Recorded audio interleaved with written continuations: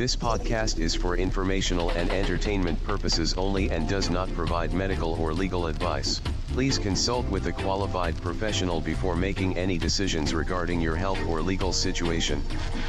On the subject of marijuana in particular. That is the purpose of this meeting, ladies and gentlemen, to lay the foundation for a nationwide campaign by you to demand by law such compulsory education. High in the Ozark Mountains, it's the Greene County Podcast with Mike and Mason. Thank God. I came in here hoping that the subject today was going to be really easy because it's been a stressful week and my brain just needed to sit here and watch an episode of Cops and not think. And then I come in here and Mason literally like drops down like a folder's worth of research about all the legal stuff going on in the state of Missouri. And I was like, bro, I don't think I can handle this today. I've never been a type A person, but I literally rolled in. I've got literally 10, 12 pages of printed out news articles, and you know what? We're going to throw it all away today. We're going to do that episode down the road. Throwing it all away. Mike just couldn't emotionally handle it today, and that's fine. You know, mental health is a big part of this podcast.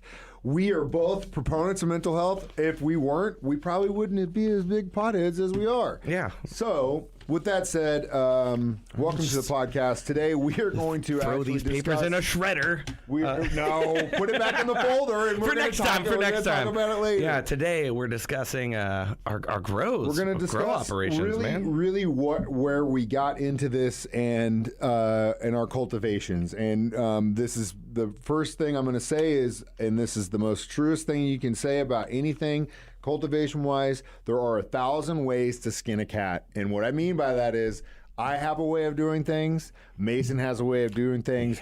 Your boy might have a way of doing things. Your dad may have a way of doing things. All of us are right. All of us are wrong. It's just whatever works for you in your situation and gets you the results you want at the end of the day. So I guess that's our disclaimer. Don't hit us up with a bunch of, you guys are idiots. You don't know what you're talking about. Look, man, if we're harvesting and we're happy with the product, I don't know what else to tell you. You know what I mean? You can always improve. And definitely, I'm never, ever going to be at the point where I'm like, oh, I know it all, dude. Like, I'm constantly looking at stuff and learning stuff. Like, there was just a study done about flowering windows and how increasing it from a 12-hour to a 13-hour actually did increase yield without harming the plant. It was on, I think it was on the trees subreddit or maybe Mo Cultivation. I'm not sure, but anyway, it's still, again, there was just a whole bunch of discontent in that whole forum saying like, well, yeah, that's true, but, or yeah, this works for me, or the old timers have been doing it this way for a long time, or like I'm saying, 1,000 ways to skin a cat. So 13 hours sounds crazy to me already. But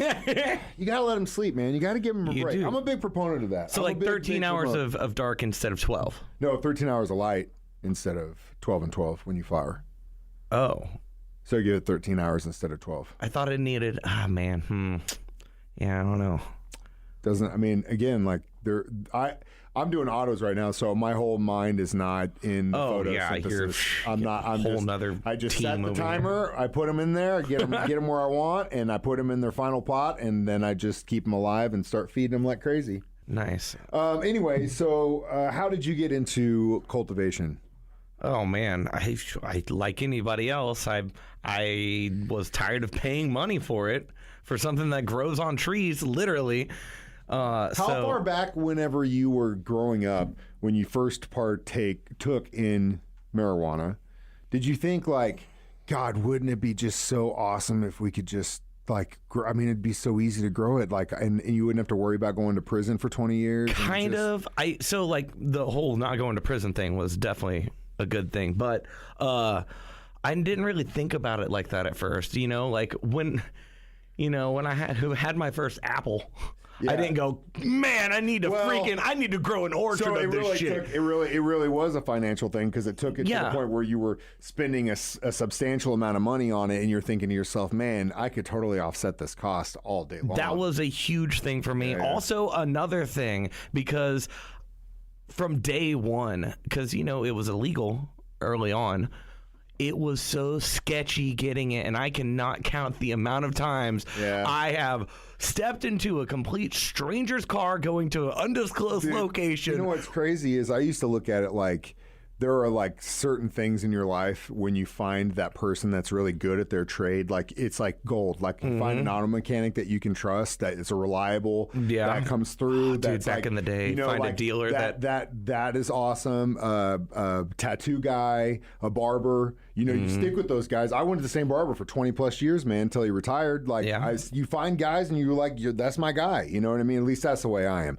And I always felt like weed dealers were like that too. Like I was really lucky to have a couple guys that were real low key, like no crazy, and I was with them for years and never had to worry about it. Yeah, the trick was to find somebody with a family, because they were just they were selling as a means to provide for the family, but they didn't want to mess up the family situation. It's so crazy that it's good. It's a good crazy that kids won't have to deal with that anymore. Never have to they'll never experience getting in a stranger's car and driving to an undisclosed location in the middle of the night to try and just score a bag when that is so unnecessary. Yeah, or going over to a friend's house thinking it was your friend's house, but it turns out to be just another complete stranger that also has a friend with the same name as your friend. So you sit there for like 20 minutes waiting for your friend to arrive smoking weed with a complete stranger. I still think that whole story is they actually were messing with you. Like I don't know, dude. It was your friends the whole time. No, it was not. It was not. I've never met these people went in again. there, you were blasted, and they just look different. I wish. So I personally dreamt about the day that I could cultivate from I was way younger than I would care to admit. And because I'm not going to say that I was super successful in my attempts before Prohibition, but I definitely dabbled in a little bit, and what I learned was how easy it was to pull it off if you could do it. But there's just no way around a certain window of time where there's no hiding it. Especially even if you're gonna do a 5x5 tent, and that's relatively good. You can get 6 plants in there comfortably, easily. But like at a certain point, there's going to be a couple weeks where your house and your street are probably going to smell a little skunky. It's funny because I have friends that don't really smoke at all, but they're like, kind of active, and they'll run through like the Roundtree neighborhood or whatever of these neighborhoods around campus. Yeah. And be like in the springtime or like fall harvest time, and they'll be like, man, there's a lot of people outside smoking pot today. And I'm like, no, bro, there's a lot of people about to harvest today. I was one of the first, probably 1,000th in the state to get a cultivator's license, because I had a guy that got it really early, told me to call, and I got it real quick. And then I had a buddy who had been into it for a while, and he had a pretty crazy setup, and way further than I could ever go, because he had way more space than I do. And he kind of took me under his wing, and then babysat me with the billion questions that first round. But luckily, that first round, I learned a lot. I learned a lot about patience. You just you research and what works for you. You can, and luckily, I have a really good setup in where my stuff is in essentially a basement that's kind of almost like a cave. So it's really, the temperature control and humidity and everything are really, really, really controllable down there. So I don't have to worry about a lot of things like outdoor grows have to deal with. People that are, if they're, sometimes things happen and they get infestations inside of their stuff. I've been really, really lucky. The only thing that I had, one of my biggest learning curves was the Cure. And I molded out about a half a pound. That was heartbreaking. It's a bad Every day. time you mention it, my heart sinks. I mean, because that's like that, and that was those were photos. So that was like 6.5, 7. All that I work. babied them, and all that work wasted. Well, and that's why I go back and forth. I know that when you're messing with autos, things can go happen. Foxtail, the genetics are weird. You can. They'll herm out on you. There's 1,000 things that can happen because they're just genetically Frankensteins. But in the return, I feel like, with the space that I have, autos are always going to be the best bet because I can't. If I had more space, it would make more sense to do photos because I could do a larger quantity. Yeah. But since I don't have that, I have to use the time instead. Does that make sense? That's how over the years. That's kind of how if I want to stay at a certain threshold at all times. You got to keep buying seeds if you do it that way, though. But that's fine because I have. It's not a bad cost to me to have to pay $50 for. I usually get like 7 or 8, and they're good quality seeds. They're not the Holland, the ones that are like $2.50 a pack of 3. You know what I'm talking crazy. But if they're the real deal, the genetics, that's what you're buying. That's what you're buying. You know what I mean? I'm okay with the fact that the guy I get them from is the genetics. I've gone through them for years. I've gone through several strains. Everything's been good. Everything always pops. I never have to worry about anything that's not what it is. Yeah. Never had any problems. If you're doing autos, you can mix it up too. You can get a new strain. Yeah. And that's, cloning, I get it. Again, that's a space issue. I wish I had more space. If I had more space, me, man. Then I would be able to keep like a mother alive for a long time. But you still run into the problem with you're going to just continue with that same strain for a long time. And I believe that it's better to flip it just because our brain just gets used to it. And so I'll incur the cost on just getting seeds because I think, again, it helps with the change. And I don't have the ability to keep a mother alive because I just don't have the space. Yeah. It sucks. But that's a big thing. You have more space than me, though, don't you? Kind of, but not really. I mean, if I can't just like overtake the whole that whole area. I mean, it could happen, and I could probably do that, but then it's like it would be too tough, I think. It's manageable right now. I've done it this way for several years. I don't. It's kind of weird where you get into the habit of it and it's just like something you do. Like it's like going to the gym anymore. Like I know when I'm at a certain point, like right now, I just planted them in their final pots because they're autos. So the thing is, once they sprout and they come up, I usually almost always put them in their 5-gallon immediately because their roots go so fast.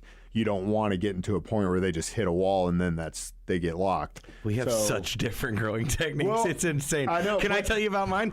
I have a little, it's a square 12-inch pot. That's what I grow mine in.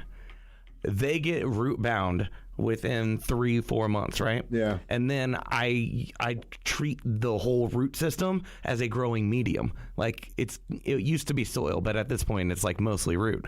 And then I use hydroponic nutrients for like the last half of it. We're drastically different. You care for yours so much, and but I have a lot more space too. That's true. And that's true. Again, and like I said, that's a big part of it. It'll because if you are doing that to maximize the amount of yield based on the space that you have. I am, and it makes perfect sense. And I'm lazy. It helps out. It's also a fail safe because life happens and it sucks. Like, oh, I'm going to be gone for I just went to Vegas. Like it was right at the time I was going to have to plant them, and luckily I was able to plant them the morning I left because if I did, and then water them and then they're good for several days. I don't have to mess with it. But I was just like, I don't want to have to depend on someone to do it. Or if you're out of town and you're at a crucial spot where you're watering your newts every other day and it's like summertime and you got to make sure the fan's kicking on everything and you got to worry about your buddy stopping over there once or twice a day to check them out. That sucks. Oh, yeah. So, again, I get where you're coming from. Fail-safe's nice to have. Yeah. I think one of the biggest issues I had, it definitely is space the entire time. I mean, choosing how to grow, like hydroponic, soil, deep water, whatever, all the different ways. I was like, yeah, okay, cool, learning them, tried a couple. But honestly, my space from the beginning was the hardest because I started out with just one grow tent inside my house.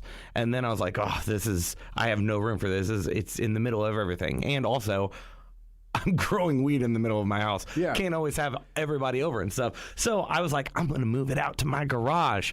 Well, guess what? Garage does not have any climate control. No, I'm insulated. So, yeah, it gets too hot and it gets too cold. I tried to do the thing where, when it starts getting cold, you flip the light schedule so the lights are on at night. To combat the heat, the cold. Yeah. It still wasn't enough. It just got so bad, basically ruining my plants. So I now have 2 I have a tent and a closet. I took over an entire walk-in closet, and that is my flowering area. And I have a tent just for my growing. I have one light in my grow tent. One little LED square thing. I don't even know how many watts it is. It's tiny. I know your setup. It's got like 3 million watts. It looks like you're staring at the sun. This is a good time to take a break, because we're going to come back and we're going to talk about the key, Mike's belief. If you want to grow good stuff and consistent, there's really one key, and we'll come back with that in just a second. And now we're back. Woo! That was a long break. Mm-hmm. All right. So we've talked about space a little bit. We've talked about, and hopefully you understand that it really doesn't matter if you don't have to worry about kids or anyone, because in my situation, my setup is completely outside of the ability to get in other than another location.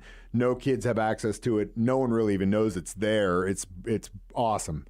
But again, not everyone has that situation. Mason lives on his own. He doesn't have kids. Doesn't have to worry about it. Mine's in a locked room by itself. I get it. Still, if you've got teenagers in your house, you're not going to set a grow op in your basement. I totally understand. It sucks, but it is what it is. But again, if you have the space and you don't have those restrictions, definitely check it out, because it really doesn't matter. You can make it work with whatever, and it'll always offset the cost. But like I said, I'm telling you, key to success is your lights.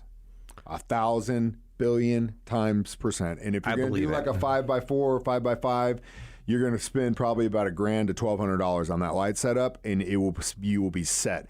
I know it's a lot of money, but it'll pay for itself. So much. Bro, it paid for all that stuff after a year of doing it. Yeah, and but the money I saved, I paid for it. It's already paid for. You might have slightly bigger yields than me, but I mean, $50 to $100 a light for me. I mean, if you can make it work, that's great. Again, you get 5 of those bad boys. What did we say in the beginning? Huh? There's 1,000 ways. There's 1,000 ways to skin a cat. Yeah. And if it works for you, that's great.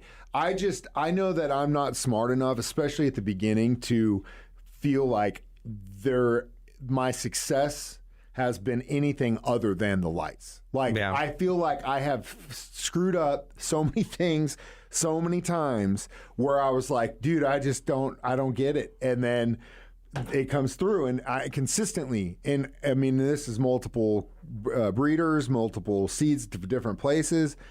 And I'm telling you, man, it has to be that thing. It can't be the medium soil, so it is what it is. And I use the same and have used the same Newts and Bloom stuff since the day one. And it's got to be the lights. I'm just telling you. So, but again, if it doesn't, if it works for you, it doesn't matter. Yeah, I know that if I had better lights, honestly, lights is one of the reason I use my light setup, the cheap, smaller ones, is because I don't think they put off quite as much heat.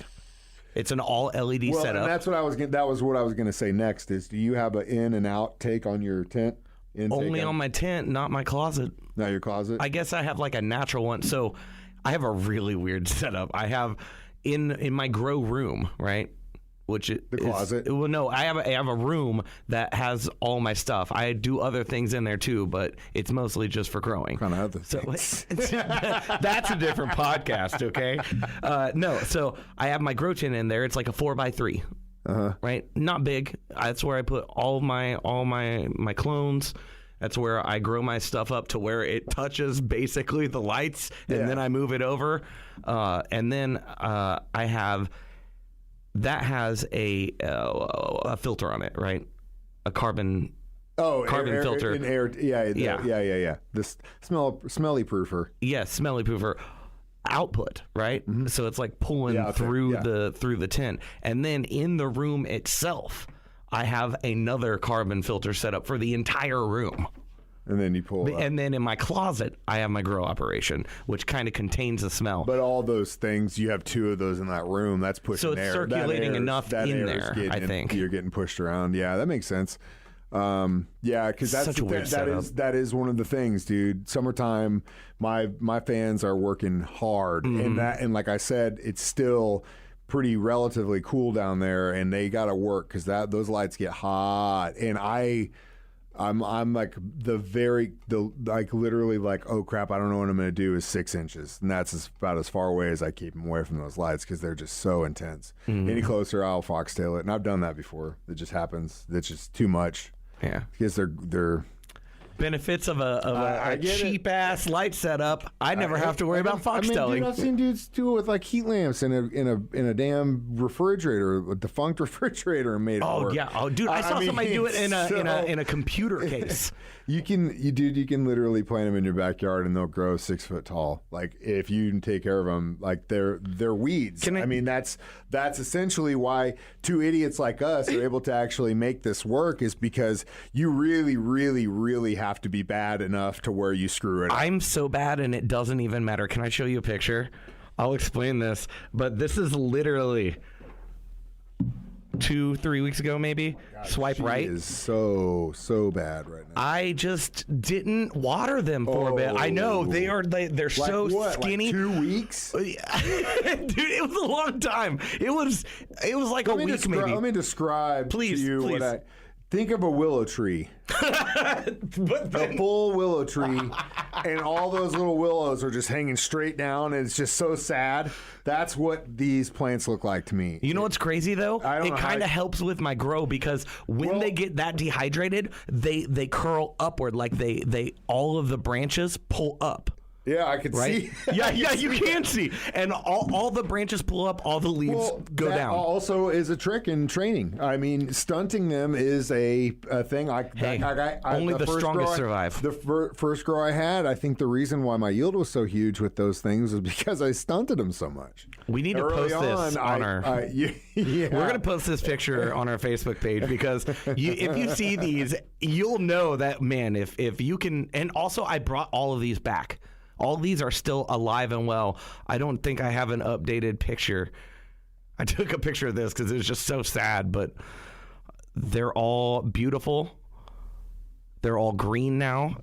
This was towards the end. This is my grow tent, right? I'm surprised those things survived, honestly. Not my blooming closet. So you can tell that they were getting ready to go into the blooming closet, because you make me want to look at mine. See, there's all 6 right there, but they're all babies. Yeah, those are adorable. They're so cute. But look how they're praying. Maybe they're all maybe real 3 inches tall. Yeah, 4, something like that. They're small. I don't train autos as much as I do photos, because you really can stun them and mess with them if you push it too much. I'll top them usually twice. Yeah. I usually do I'll top with the autos. I'll top my photos several times. Okay, but like my autos, I don't try typically, because they grow so fast. I don't want them to get messed up. So, and I found that the more you do to them, the more likely you're gonna screw something up. All right. Well, Mason just did this thing with his hands. That means we got to take another break. So I guess we're gonna take another break. I was wanting to join, but. Yeah. Mason, stop doing that with your hands. We're back with the podcast.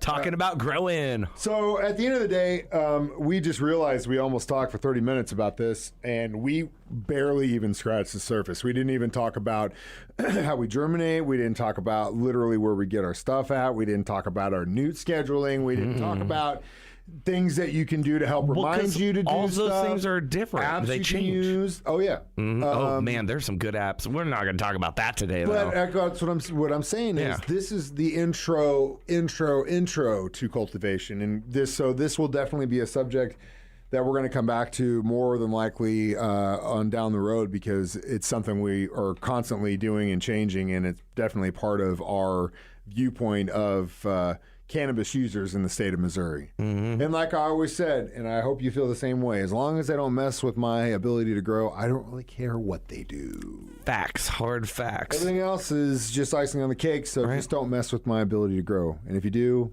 vote, please, because whoever does, vote them out.